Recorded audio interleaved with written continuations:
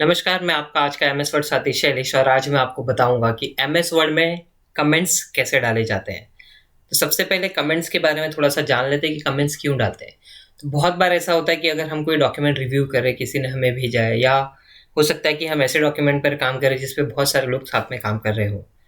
तो अगर हम उस डॉक्यूमेंट में कुछ सजेशन देना चाहते हैं या कुछ क्वेश्चन पूछना चाहते हैं, तो हम लोग उस मेन डॉक्यूमेंट में टाइप नहीं करते हैं। तो उसको हम लोग कमेंट्स में डाल सकते हैं ताकि जिसके लिए भी कमेंट्स लिखी हो वो उसे कमेंट्स को देखे और उस पर रिप्लाई कर सकता है। अगर कोई क्वेरी है तो उसको रिजॉल्व कर सकता है। तो चलिए देखते हैं कि कैसे ये होता है। कमेंट्स के लिए आपको रिव्यू टैब में जाना होगा और रिव्यू टैब में आपको कमेंट्स के लिए पूरा एक ब्लॉक मिलता है। उसमें new comments, delete, previous, next और शो कमेंट जैसे कई ऑप्शन होते हैं। चलिए शुरू करते हैं, देखते हैं कि कैसे काम करता है ये। तो मान लीजिए जैसे ये ऑनलाइन एक जो हिंदी में लिखा हुआ है, यहाँ पर मैं कोई कमेंट डालना चाहता हूँ और मैं उसे इंग्लिश में टाइप करना चाहता हूँ। तो मैंने यहाँ पे जैसे कमेंट्स पर क्लिक किया, आप देखिए कमेंट का आइकन यहाँ पर आ गया, एक छोटा विंडो ओपन हो गया है जहाँ पे मेरे पास टास्क पैन ऑप्शन है और एक क्लोज का बटन है। तो क्लोज बटन पे क्लोज क्लिक करने पर क्लोज हो जाएगा और ये ड्रॉप डाउन पर क्लिक करूंगा तो रीसाइज और क्लोज जैसे दो ऑप्शन आएंगे। तो अगर मैं रीसाइज पर क्लिक करता हूँ तो मैं यहाँ से इसको बड़ा या छोटा कर सकता हूँ। अभी यहाँ पे एमएस वर्ड दिख रहा है क्योंकि मेरे प्रोफाइल में एमएस वर्ड लिखा हुआ है, इसलिए एमएस वर्ड है। अदरवाइज आपने जो भी प्रोफाइल बना के रखी होगी अपने वर्ड को नाम यहाँ पर दिखाई देता है। तो यहाँ पर मैं वो कमेंट डाल देता हूँ, यहाँ पर मैं टाइप कर लेता हूँ। ये मैंने टाइप कर लिया है। अब कोई भी जब इस डॉक्यूमेंट को ओपन करेगा तो उसको एक कमेंट दिखेगा, तो उस पर वो या तो रिप्लाई कर सकता है यहाँ से, और जैसे मैंने स्टार्ट में बताया था कि अगर कोई क्वेरी है तो उसको रिजॉल्व भी कर सकता है। तो मान लीजिए जैसे ये क्वेश्चन के लिए या मैंने ऐसे ही कमेंट डाल दिया यहाँ पर।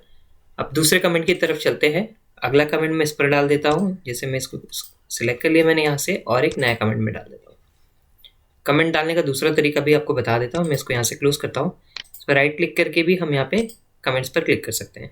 यहाँ पर क्लिक करते ही ये विंडो फिर से ओपन हो गई है और यहाँ पर मैं एक क्वेरी छोड़ देता हूँ।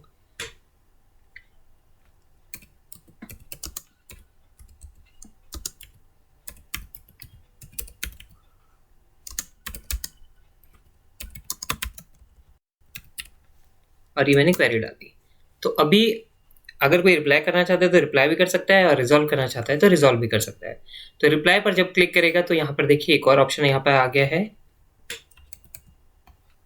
और अगर वो रिजॉल्व पर क्लिक करता है तो जैसे कंप्लीट मान लीजिए रिजॉल्व हो गई है तो रिजॉल्व पर क्लिक कर दिया। ये देखिए रिजॉल्व में मुझे कोई ऑप्शन या कुछ टाइप करने की ज़रूरत नहीं है। अगर मैं समझता हूँ कि ये जो क्वेरी उन्होंने रिजॉल्व कर दी है वो सॉल्व नहीं हुई है या मुझे लगता है कि नहीं उसमें और भी कुछ बदलाव करने हैं, तो मैं यहाँ से उसे रीओपन भी कर सकता हूँ। देखिए रीओपन कर लिया है और मैं जो चाहे यहाँ पर टाइप भी कर सकता हूँ। तो अभी के लिए इसको रिजॉल्व रहने देते हैं। आपको बता दूँ जहाँ जहाँ मैंने कमेंट डाला है तो मैं इसको भी पहले क्लोज कर लेता हूँ। जहाँ जहाँ मैं कमेंट डाला ये देखिए कमेंट का आइकन यहाँ पर आ गया है और जैसे ही हम उस पर माउस लेकर जाते हैं तो जिस भी शब्द पर कमेंट डाला हुआ है वो थोड़ा सा हाईलाइट होने लगता है। और जब आप उस शब्द पर भी जाएंगे तो आपको बताएगा ये सिस्टम कि उस पर किसने कमेंट किया है और कब कमेंट किया है। देखिए जैसे मैं इस पर जा रहा हूँ ये थोड़ा हाईलाइट हो रहा है, उसके दोनों तरफ लाल कलर की लाइन भी आ जाती है। ये देखिए इस पर भी और इस पर भी। तो ये था कमेंट डालने का ऑप्शन। अब देखते हैं कि प्रीवियस और नेक्स्ट काम क्या करता है। तो जैसे मान लीजिए आप यहाँ पर हो या हम अभी इस डॉक्यूमेंट में यहाँ पर है और एक कमेंट हमने देख लिया है, हम चाहते हैं कि हम अगली कमेंट को देखें यहाँ से, तो हम यहाँ से नेक्स्ट पर क्लिक कर सकते हैं। तो देखिए वो हमें यहाँ पर लेकर आ गया कि अगली कमेंट यहाँ पर है। जैसे यहाँ पर आ गए और यहाँ से पिछली कमेंट पर जाना है तो हम लोग प्रीवियस वाला ऑप्शन यूज़ करेंगे। ये देखिए प्रीवियस पे आ गए। तो इसी तरह आप नेक्स्ट और प्रीवियस के ऑप्शन को यूज़ करके अगली और पिछली कमेंट्स को देख सकते हैं। इसके बाद यहाँ पे एक ऑप्शन है शो कमेंट्स का, जिसमें अगर आप क्लिक करते हैं तो जितने भी कमेंट्स इस डॉक्यूमेंट पर होगी, जैसे यहाँ पर हमने 2 जगह कमेंट डाली है तो वो कमेंट आपको यहाँ पर राइट साइड में दिखाई देती है। तो आप जब आप अपना माउस उस पर लेकर जाएंगे तो वो बताएगा कि क्या कमेंट डाला था, किसने डाला था, कब डाला था।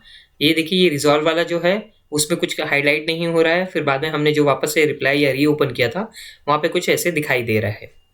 तो इस तरह से आप देख भी सकते हैं सारे कमेंट्स को एक साथ में। अगर आप चाहते हैं कि कमेंट्स फिर से बंद हो जाए तो आप यहाँ से शो कमेंट्स पर वापस क्लिक कर दीजिए। ये कमेंट्स बंद हो गई है। यहाँ पर कुछ आइकन है जिसके थ्रू पता चलेगा कि यहाँ पे कमेंट है।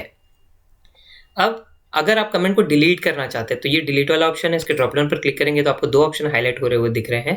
पहला है डिलीट, यानी जिस भी कमेंट को हमने क्लिक किया है या जिस कमेंट पर क्लिक करके डिलीट बटन पर क्लिक किया है तो सिर्फ वही कमेंट डिलीट होगा।